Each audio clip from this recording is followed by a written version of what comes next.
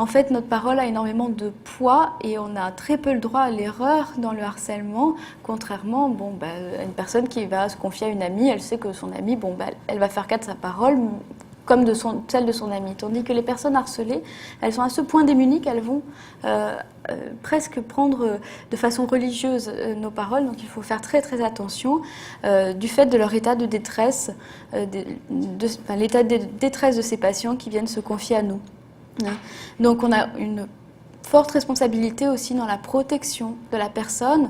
Je pense notamment aux harcelés dans la famille, etc., ou dans le couple. Alors il y a le conjoint qui va appeler, essayer d'intruser l'espace de la clinique. Évidemment, c'est hors de question.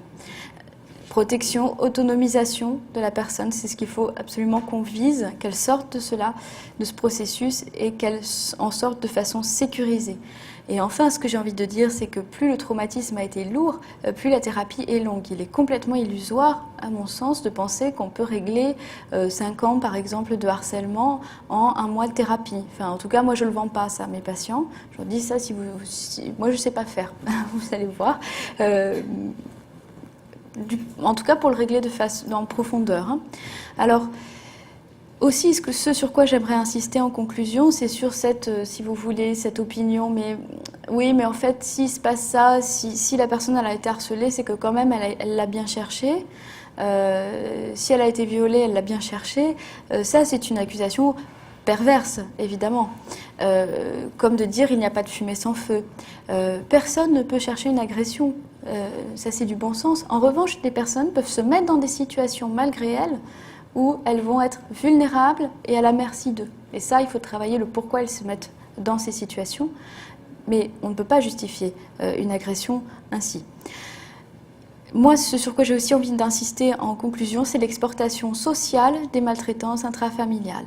Et de ce que j'ai constaté, un harceleur est toujours quelqu'un qui a été harcelé, maltraité dans son histoire infantile, et la différence finalement avec une personne qui a vécu les mêmes maltraitances ou des maltraitances similaires et qui s'en est sortie, c'est que le harceleur, personne ne lui a dit que ce qu'il vivait dans son enfance, ça n'était pas normal. Donc, dans des univers très clos comme ça, où l'intrafamilial est une sphère d'un pouvoir inimaginable, et où d'ailleurs des enfants reproduisent eux-mêmes ce qu'ils subissent sur d'autres enfants, etc. Et on commence à avoir quelque chose de cet ordre-là. Malheureusement, à mon sens, la société est en plein déni là-dessus. Et donc, il s'agit de ne pas trop cloisonner les domaines. Et on peut également être harceleur, par exemple au travail, harcelé dans sa vie privée. Hein, des fois, il y a des situations très très complexes comme cela. Donc, la fabrique des bourreaux, à mon sens, elle est dans la vie privée, dans l'intrafamilial. Il y a très peu de prise en compte du harcèlement dans la vie privée en France. Il n'y a même pas de loi qui vient sanctionner cela, alors qu'en Allemagne, par exemple, on a une loi qui vient sanctionner à la suite d'un meurtre, en fait, suite à un harcèlement qui avait beaucoup choqué la population. Mais en France, nous n'avons pas de prise en compte, en tout cas légale, du harcèlement dans la vie privée. On peut suivre quelqu'un, on peut le prendre en filature, c'est autorisé.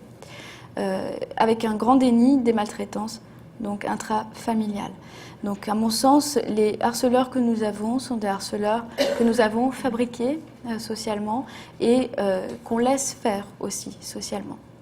Donc ce sur quoi je voudrais enfin terminer, avant qu'on puisse passer aux questions, c'est qu'il est très important de comprendre avant de juger. Et c'est très délicat parce que le harcèlement renvoie tout le monde à quelque chose de très très fort, très affectif.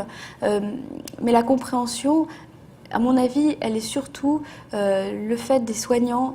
Les juges, ils ont aussi leur travail avec d'autres pièces, etc. Et qu'on doit être très attentif à développer cette compréhension. Et ça ne veut pas dire que quand on comprend ce qui se passe, on excuse ce qui se passe. C'est très très différent. Et souvent, il y a des collusions. Et donc, à mon sens, c'est là la véritable prévention. Donc, pour finir, je voudrais remercier mes patients qui m'ont fait confiance, les entreprises, alors pas toutes les personnes dans les entreprises, mais bon, beaucoup qui me font confiance aussi, mon associée Françoise qui me supporte à longueur de journée, Charles Marsan pour l'organisation de ce séjour, sans qui, évidemment, toutes ces conférences que j'ai faites cette semaine n'auraient pas pu avoir lieu. Et vous tous pour votre accueil et votre attention, et je vous remercie.